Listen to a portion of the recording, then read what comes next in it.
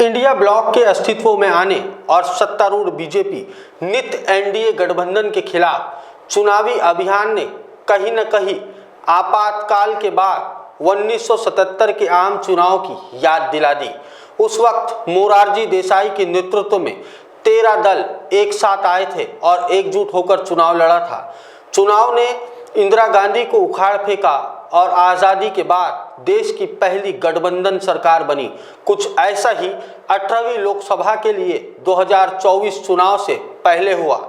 नीतीश कुमार के नेतृत्व में 28 प्रमुख विपक्षी दल एक साथ आए। इन सभी का मकसद संविधान समेत लोकतंत्र को बचाना था। इसके लिए मोदी को दिल्ली की कुर्सी से बेदखल करना था। खैर, बात करते हैं 1977 चुनाव की। ये 1975 में इंदिरा गांधी ने भारत में आपातकाल की घोषणा की थी। फिर मोरारजी देसाई और जयप्रकाश नारायण सहित कई विपक्षी और कई कार्यकर्ताओं को जेल में डाल दिया गया था। मार्च 1977 में आपातकाल हटाए जाने से पहले इंदिरा गांधी ने जनवरी 1977 में नए सिरे से चुनाव लड़ने का आह्वान किया। साथ ही उन्होंने अन्य विपक्षी नेताओं को भी जेल से रिहा करने का आदेश दिया था। इसकी पृष्ठभूमि में जनवरी 1977 में नई दिल्ली में जनता पार्टी की स्थापना हुई, जिसके अध्यक्ष मोरारजी देसाई और उपाध्यक्ष चरण सिंह थे।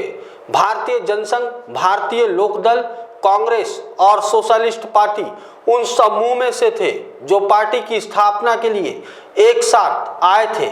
इसमें सभी विपक्षी दल शामिल थे और इनका एकमात्र लक्ष्य कांग्रेस शासन को उखाड़ फेंकना था। लोकतंत्र बचाए रखने की लड़ाई 1977 के चुनाव का मुख्य एजेंडा था।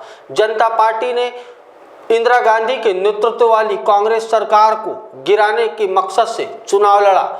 उन्होंने कई मुद्दे उठाए, जिसमें आपातकाल के दौरान प्रतिबंधित नागरिक स्वतंत्रता, प्रेस सेंसरशिप और नसबंदी शामिल थी। इंदिरा हटाओ देश बचाओ समेत कवि रामधारी सिंह दिनकर की एक कविता की पंक्ति, सिंहासन खाली करो कि जनता आती है का नारा जयप्रकाश नारायण ने दिल्ली में दिया था। मार्च 1977 में मतदान हुआ। जनता गठबंधन ने इंदिरा गांधी को करारी हार दी। 41.32% वोट शेयर के साथ जनता पार्टी ने भारी जीत हासिल की और 405 सीटों में से 295 सीटों पर कब्जा कर लिया। फिर देश में पहली गठबंधन सरकार बनी। अब बात करते हैं 2024 में हुए आम चुनाव की, जिसके लिए नीतीश कुमार की पहल पर विपक्षी दलों की एक अहम बैठक हुई और इंडिया गठबंधन अस्तित्व में आया। इसमें कांग्रेस के अलावा क्षेत्रीय दल Sharad Pawar, Uddhav Thackeray, Arvind Kejriwal, Mamata Banerjee, M.K. Stalin, Akhilesh Yadav, P. Vijayan, Hemant Soren, D. Raja और अन्य जो दल है वो शामिल हुए। हालांकि कांग्रेस की तरफ से राष्ट्रीय संयोजक बनाने में अपनाए गए ढुलमुल रवैये से अजीज आकर नीतीश कुमार वापस एनडीए में शामिल हो गए। इसके बाद तृणमूल कांग्रेस की ममता बनर्जी ने भी बंगाल में एकला चलो रे का नारा बुलंद कर दिया। आम आदमी पार्टी और कांग्रेस धुर विरोधी होने के बावजूद दिल्ली की सीटों के लिए साथ आए। हालांकि पंजाब में दोनों ने अकेले के दम पर चुनाव लड़ा। इसके बावजूद इंडिया ब्लॉक बना रहा और रैलियां कर प्रधानमंत्री नरेंद्र मोदी और उनकी सरकार पर लगातार हमलावर रहा। कांग्रेस ने ऐसे वादों की झड़ी लगाई जो मोदी की गारंटी को सीधे तौर पर प्रभावित कर सकती थी। संविधान बदलने की इच्छा, अब की बार 400 पार के नारे से जोड़, आदिवासी दलित आरक्षण को खत्म करने को लेकर अग्निवीर योजना पर केंद्र को कटघरे में खड़े किया। साथ ही अडानी अंबानी के मुद्दे पर लगातार मोदी पर हमलावर रहा। ममता बनर्जी के दूरी बना लेने और नीतीश कुमार के एनडीए में चले जाने के बाद इंडिया ब्लॉक काफी कमजोर लग रहा था, लेकिन उनका प्रदर्शन उम्मीद से ज्यादा उम्दा नजर आ रहा है। ऐसा दृश्य लग रहा है कि मोदी सरकार के प्रति जो लोगों में असंतोष रहा, विपक्षी गठबंधन उसे भुनाने में सफल लग रहा है।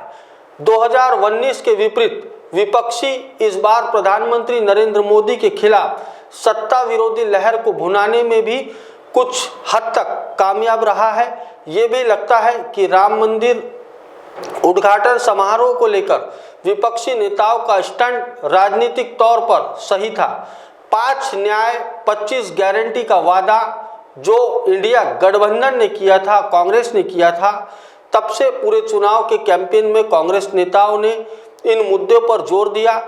इसमें युवा न्याय के तहत पहली नौकरी पक्की और महिला न्याय के तहत महिलाओं के खाते में 1 लाख रुपए डालने का वादा भी कहीं न कहीं असरदार साबित हुआ है। सबसे महत्वपूर्ण बात यह है कि कांग्रेस के पूर्व अध्यक्ष राहुल गांधी के आत्मविश्वास ने आम लोगों को, खासतौर युवाओं को अपनी तरफ खींचने में सफलता यहाँ हासिल की है। एक बात यह भी तय है कि यदि इंडिया ब्लॉक ने प्रधानमंत्री पेश कर दिया होता तो शायद देश में तस्वीर कोई दूसरी देखने को मिलती। बॉस ने मीटिंग बुलाई। बाहर उठो बैठो। तकलीफ उठने बैठने की नहीं, तकलीफ बवासीर की है। बवासीर, फिशर, भगंदर, पाइलोनियल साइंस का आयुर्वेद तथा आधुनिक लेजर से उपचार। कॉल या विजिट करें www.pilesfistulacure.com। 31 मई से 6 जून तक पुण्य श्लोक अहिल्या देवी युवा मंच नागपुर द्वारा आयोजित महाशिविर में और पाए लेजर उपचार में 50% की छूट।